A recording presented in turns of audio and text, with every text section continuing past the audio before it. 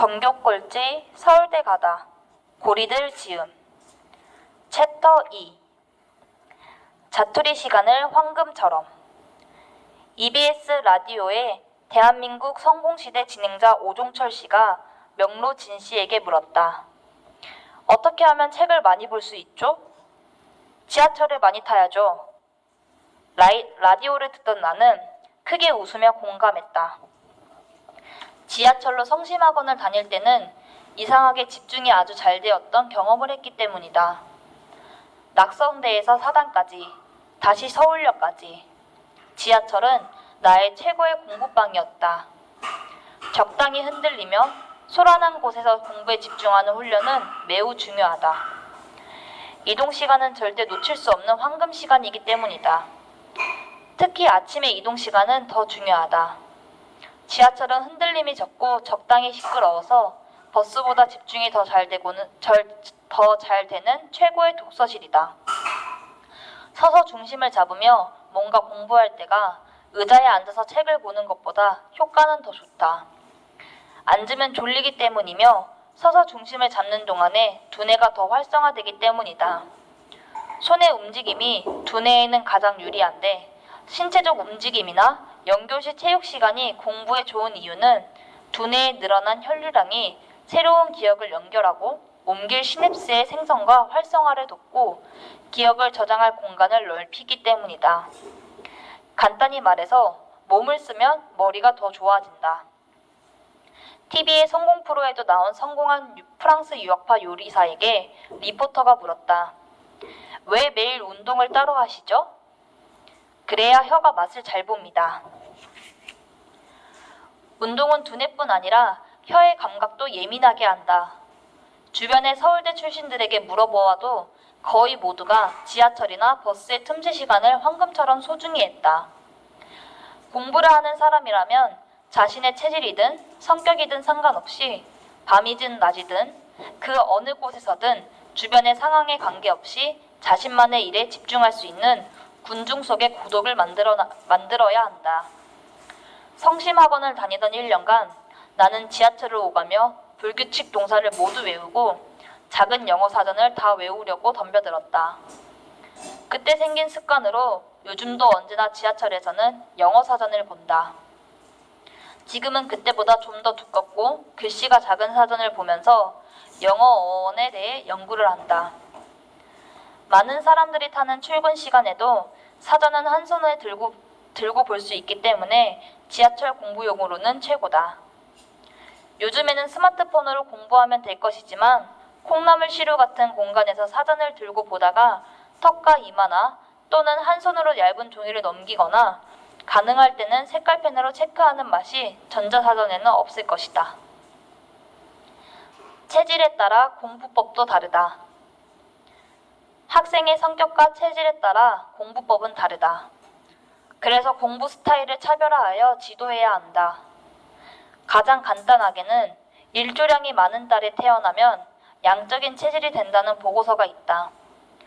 그래서 남반구에서는 11월, 12월, 1월 출생자들이 북반구에서는 6월, 7월, 8월생들이 더 양적인 성격이 많다. 그런데 양적인 부모에게 겨울에 태어난 아이는 양적인 아이로 자랄 것이다.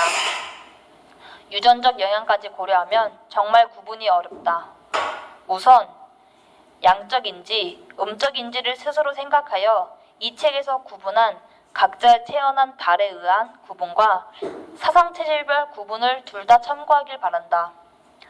그리고 사주를 보아도 음적인 아이인지 양적인 아이인지 어떤 체질인지 쉽게 알 수 있다.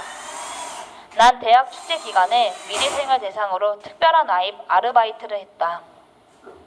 인생 12진법이란 책을 통해 사주도 봐주고 정신세계사에서 나온 별자리 관련 책으로 해, 달, 수성, 금성, 화성, 목성에 해당하는 천궁도를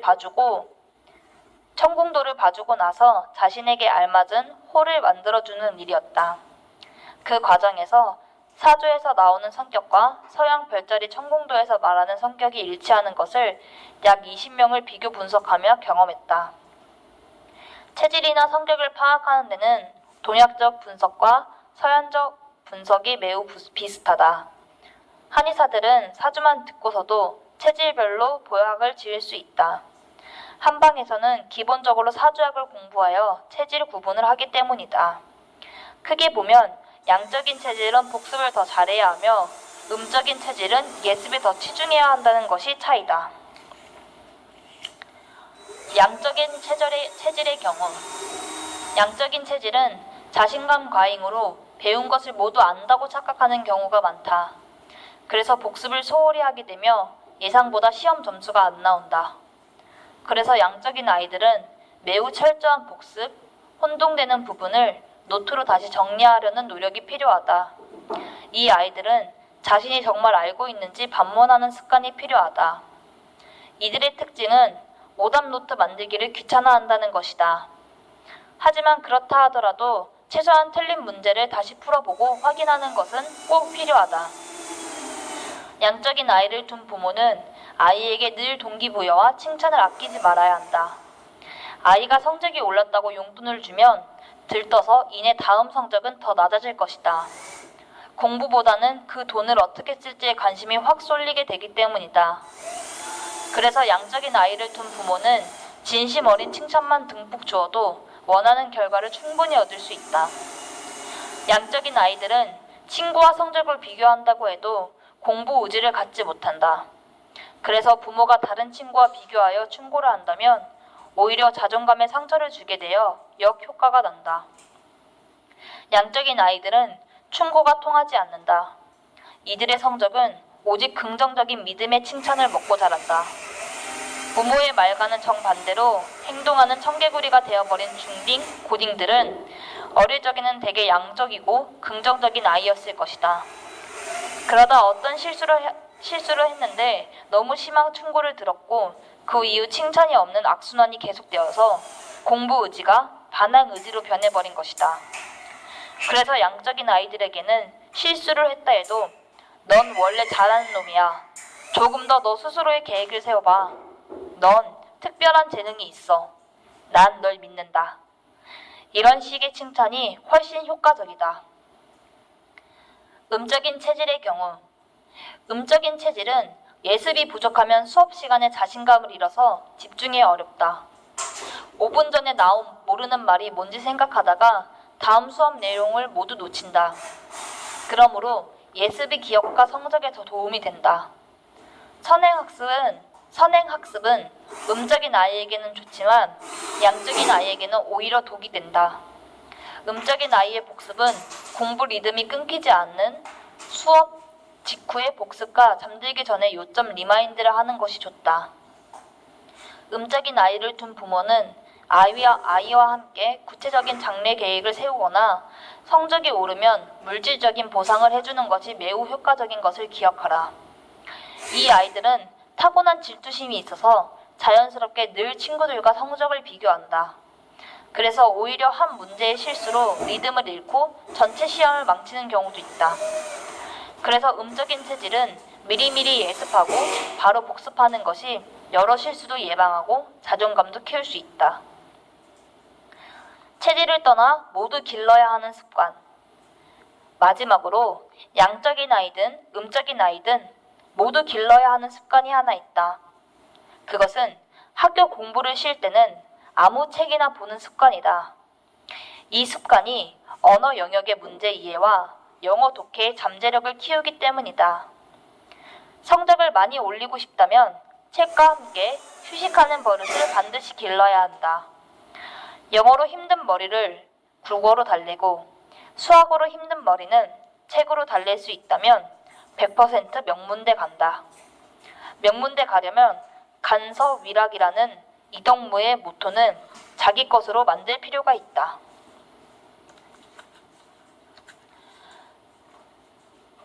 전국 50명 중에서 146등.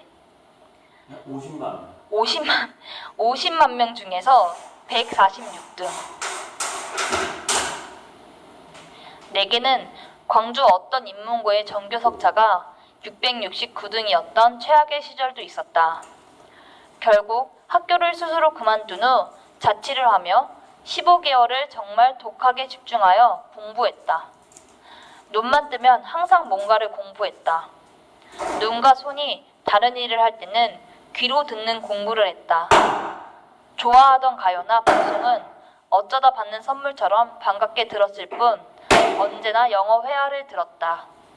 지금도 이 습관이 몸에 배어 라디오 교육 프로나 책 읽어주는 프로나 영어 CD를 들으며 생활하며 음악은 하루에 한두 곡만 가끔 나에게 주는 선물처럼 듣는다. 1년간의 고입 종합학원 공부 후 학원 친구 종원이 집과 방배동 당숙의 집에서 몇 달 생활한 후에 서초구에 있는 세화고등학교에 입학했다. 그렇게 공부의 신이 내 몸에 들어온 이후 15개월, 세화고 1학년 초 전국 중앙학력평가고사를 보았다. 전국 고등학교의 80% 이상이 참여하는 시험이었다. 50만 명 정도가 참여한 그 모의고사에서 난 전국 146등을 했다. 한 학교에서 146등도 못 해본 내가 전국 146등을 했다. 공부법에 대한 책들을 보면 누군가는 6개월 만에 꼴찌에서 1등급이 됐다고도 하지만 나는 학교를 그만두면서까지 3배의 시간이 더 필요했다. 어떤 이는 나보다 더 걸릴 수도 있을 것이다. 그런데 공부 비법 책들에서 매우 중요하지만 쉽게 다루지 못하는 것들이 있다. 그것은 공부에서 가장 핵심적인 문제인 동기부여이다. 공부를 시작하기 위해서는 우선 왜 꼭 공부를 잘해야 하는지에 대한 자신만의 절실한 이유를 스스로 만들어내야 한다. 어떤 이유라도 생각해내야 한다. 그리고 공부의 의미를 고민할 때 멘토가 가장 필요하다. 난 다행히도 삼촌들이 있었다. 공부의 의미가 막연하게 명문대를 가면 연봉이 더 높으니까, 멋지고 예쁜 배우자를 골라야 하니까, 이런 것은 곤란하다. 이런 이유라면 공부하는 것보다 성형수술과 키높이 수술하는 것이 현실적으로 더 효과적이기 때문이다. 높은 연봉과 배우자 선택에는 외모나 키가 성적보다 더 큰 영향을 미친다는 보고서도 있다. 공부의 이유가 돈 때문이라면 대학을 졸업하지 않아도 된다. 대학 졸업장 없이 개인 사업이나 무역 등을 시작하여 성공한 CEO도 많기 때문이다.